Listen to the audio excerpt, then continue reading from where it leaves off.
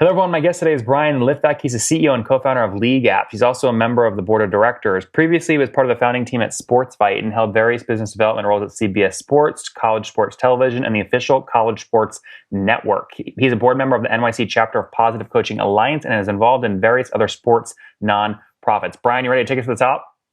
Yep. Thanks for having me, Nathan. All right. So LeagueApps, you help folks organize youth sports. How are you doing during a pandemic? It's the right question to ask. Our business dropped precipitously over a few days in March, and we had no idea what was to happen.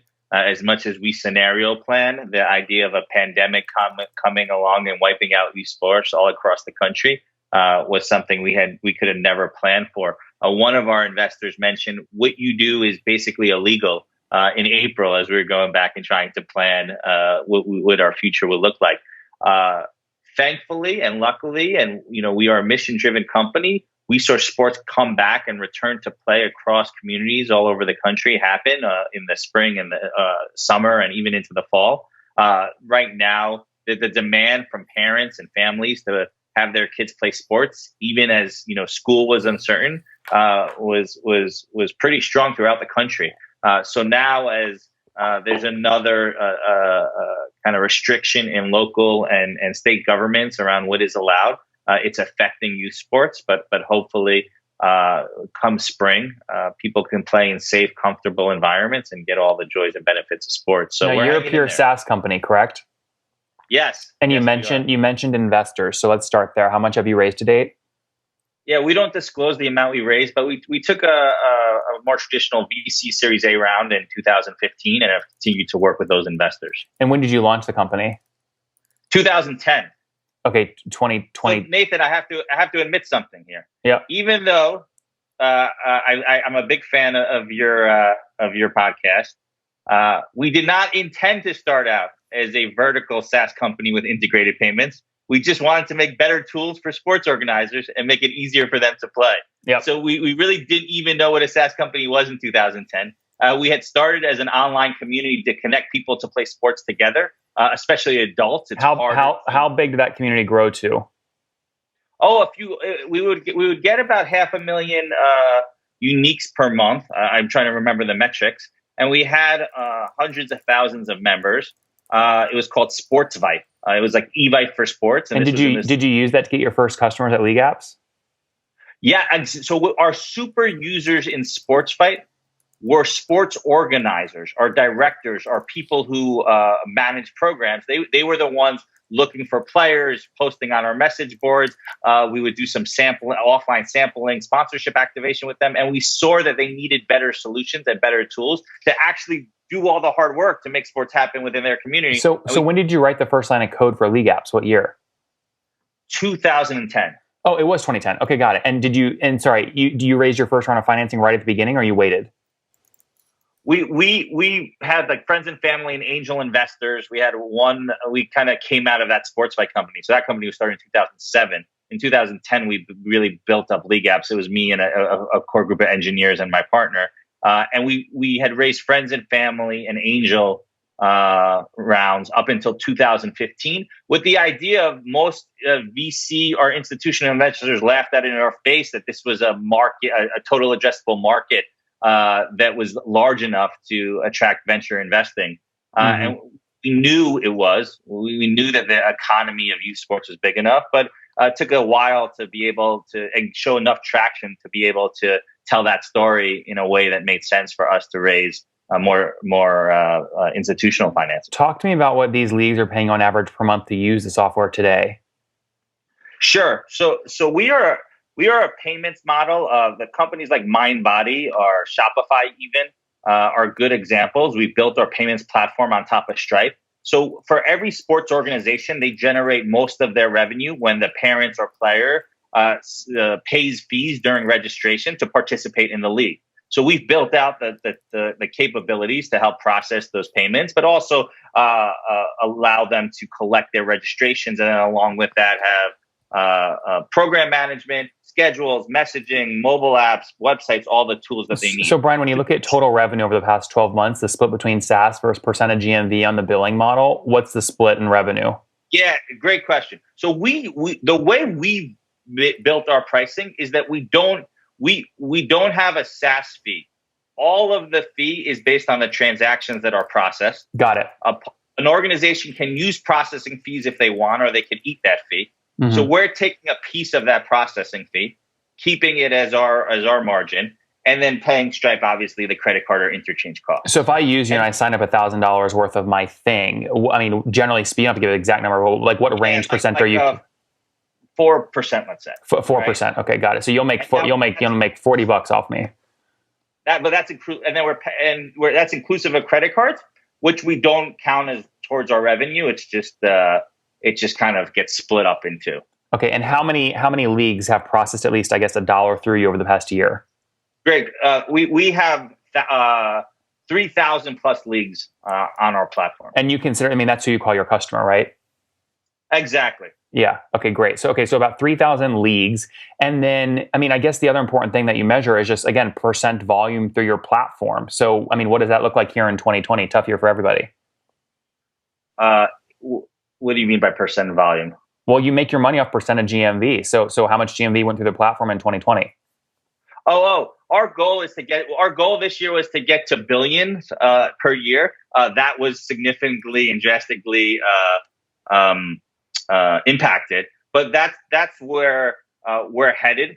It took us 9 years to get to $1 billion total, and now we're eager to get to $1 billion a year and beyond. What did you break last year in 2019? A full year with no pandemic. We don't disclose that information, but we're growing 50% plus every year, and that number that we want to get to of run rate over $1 billion is within our sights without a pandemic. Okay, so if you grow 50% from this year into 2021, end of 2021, you'll pass $1 billion in terms of GMV. Sure, and we believe this is a $15 billion market of transactions for team sports in the U.S., which parents and players pay to their organizations. Got it. If growing 50% year over year from today will get you to $1 billion in GMV processed in 2021, that means you're doing something like $750 million in GMV over the past 12 months. You're the SaaS expert. We're not disclosing information, but those are the types of logic and math that we use. Yeah, sorry, Brian, I'm only using your numbers. You just said 50% year over year growth. And if you hit that over the next 12 months, you'll hit $1 billion. And I mean, those are two numbers you said. I don't want to make any numbers up. Are those accurate? Yeah, so we don't disclose GMV. Okay, but you just disclosed 50% year over year growth would mean you hit $1 billion in GMV next year. Is that accurate? I said two things. We're growing 50% plus, and that's the trajectory that we want to continue to. And I said that our goal is to get to $1 billion plus run rate in transactions. And I followed up at minute 628 in the interview. If people go back a little bit and ask specifically, if you follow that growth rate, will you break $1 billion next year? And your answer was yes, it's well within our sight. Sure. I just want to make sure that you feel that I'm not putting numbers in your mouth. I just want to make sure I heard you correctly. You're asking me what? I asked you about a minute and 45 seconds ago. Do you think, if you grow at the 50% that you're targeting over the next 12 months, will you break $1 billion in GMV next year? And your answer was yes, it's well within our sights. Okay, so then I just clarify that, right? So is that not accurate? The two things I'm saying is our plan is to grow 50% plus, and we want to get to $1 billion in run rate next year.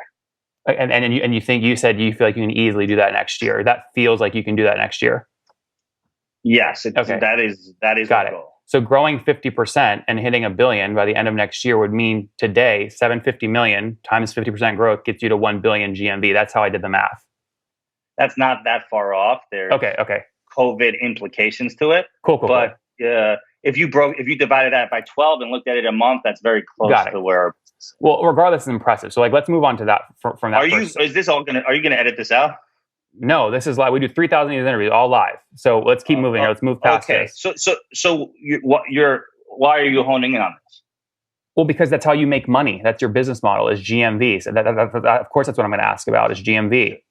Especially when you say you already threw out numbers. You said you passed $1 billion in GMV and you think you'll do $1 billion just next year alone. That's, of course, if you're going to throw out those numbers, I'm going to ask those questions. Yep. Okay. I mean, that's fair, right? Yeah, it's fair. It's fair, and we're excited to get to 100 million plus in monthly GMV and go beyond that. Yeah, no, that would So obviously be so amazing. How are you driving growth thank during you. how are you driving growth during COVID? Is it still from Sports Fight in the community, or do you have partners, or what's the acquisition model today? So Sports Fight we sunset. It's fully the League Apps business. Growth comes by forming partnerships with new organizations. Since our pricing model is not one that's predicated on transactions or upfront fees or monthly fees, we've Hmm. been very supportive of our partners. They can. There's really very little cost. There's a very small service fee to get going, but they can only will pay us when they're collecting their fees. So I we've been see. able to form a lot of partnerships. We just had a conference around around community, around impact, around how do we help organizations with professional skills. We've helped them get PPP loans. We've helped them throughout the year. A sports organizer is someone who has tremendous amount of passion, and our ability to help drive their not just their business goals, but their mission of what they want to do in their community is a big part of what we do. So we're forming partnerships. We're being judicious around who we partner with. There's shifts in the market right now, but we think that this is a little blip, and that sports will come back stronger and more important to communities than ever before. So that's where some of those transaction numbers have been greatly affected. But our modeling and the things that we've seen and some of the pickup in the fall give us a lot of confidence that we'll keep on marching. And, After and talk 8+ to years. me Brian, a little bit about your team today. How many folks are on the team? Sure, we have about 90 people in full-time people in our company. We're remote right now, but our office was based in New York City. That's split between obviously product and engineering, sales and marketing, and then all the kind of other functions that a typical software company has. We have a community unit, and we're investing more and more into impact. So there's some things that I think are unique, but we look at ourselves and we look at companies like Shopify and MindBody and other vertical SaaS platforms as great examples of how they've scaled or how they kind of continue to grow beyond what I think at the beginning people thought their TMB, Right. their total addressable market How many was. engineers do you have? We have about 15. Okay, 15. Got it. Interesting. And is this a go-to-market motion where you can bring in sort of aggressive reps and have them go try and meet quota, or is the price point too low? That's how we start. We started with inside sales, having people who had passion for sports, calling sports organizations, getting all this fragmented data of leads. So we started that way. We're going much more to a marketing-driven approach where we're putting out better content and community and engaging with sports organizations. Referrals is actually a big one too. And then going more inbound, where then our sales team is more taking the interest and turning it into partnerships. Mm-hmm. How many quota carrying reps do you have today, if any? We have SDRs and then closers, and we continuously adjust, but we have a sales team of 20. Okay, and they all have a quota? The SDR's quota is more about scheduling appointments. Yeah, how many AEs? How many just closer with quota? We've changed the model up, but before COVID started, it was about 8. I see. Interesting. Okay, and I guess sort of last thing before we wrap up with the famous side, obviously churn in any payments-driven business, right, which is really usage-based, or SaaS, which is really, really critical, right? So going through something like the pandemic, obviously you don't want to just measure churn regularly because this is a huge anomaly. How do you think about churn in terms of a leading indicator for where you want to take the business?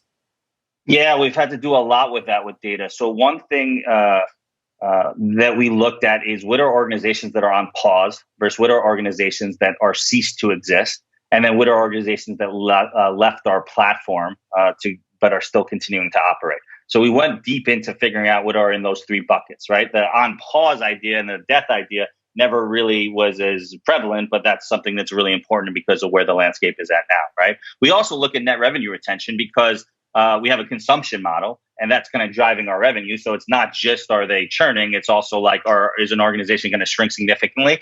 We saw very natural growth. Are you above 100% net revenue retention today? That before COVID we believe we'll be back there. It's hard to again calculate. We're looking at it month by month, but yes, we're a company that is above 100% net revenue retention. I believe we can continue to grow that. Yeah, where were you? How far above 100 were you pre-COVID? We our goal, I think, for this year was 115%. And I think we were in a great position to reach that goal. And that's really without many hard upsells. So as we bring more products to market, we think there was an opportunity there's a big opportunity to even grow that. And the SaaS metric that we're most proud of is our lifetime value and our churn number. We think an organization, when they become a partner, the right size and type, is going to be on our platform for 20 plus years. Mm-hmm. Last question here. According to Crunchbase, you raised about $8.2 million. It's public information because you filed Form Ds. Sure. I don't know why you didn't answer that earlier when it's public. Yeah. But do you have any plans to raise additional capital? Yeah, we'll continue. We've raised a little bit more than that, and we'll continue to raise capital to help fund the growth. We had a profitable Q3 that we were proud of, and we never. Congratulations! That's great. Thank you. It did feel good, especially after Q2 was probably our biggest loss ever. Yeah. So we've always been thoughtful about how to use capital. We like to grow the business with revenue. We have big ambitions, so where and how to use additional capital is something that we're contemplating for 2021 in the future. Guys, there you have it. Brian Litvack founded LeagueApps back in 2010, focused hard on scaling. Today, they're making it through COVID just fine. December 2020, passing $1 billion in total GMV through the platform, with eyes on trying to pass that number in a year. Next year alone, they make money by taking 4% of GMV through the platform as they help support league owners manage everything about the league. Brian, thanks for taking us to the top. Thank you, Nathan.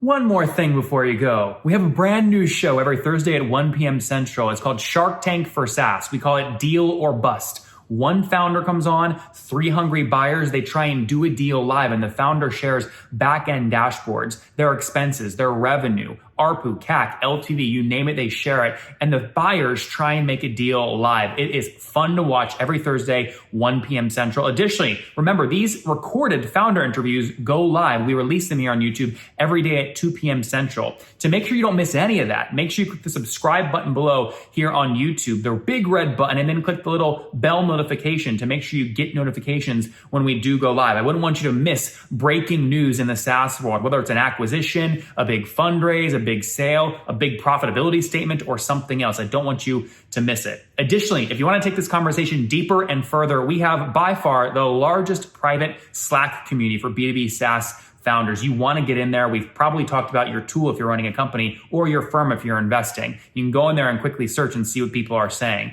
Sign up for that at nathanlatka.com/Slack. In the meantime, I'm hanging out with you here on YouTube. I'll be in the comments for the next 30 minutes. Feel free to let me know what you thought about this episode. And if you enjoyed it, click the thumbs up. We get a lot of haters that are mad at how aggressive I am on these shows, but I do it so that we can all learn. We have to counter those people. We got to push them away. Click the thumbs up below to counter them, and know that I appreciate your guys' support. All right, I'll be in the comments. See ya.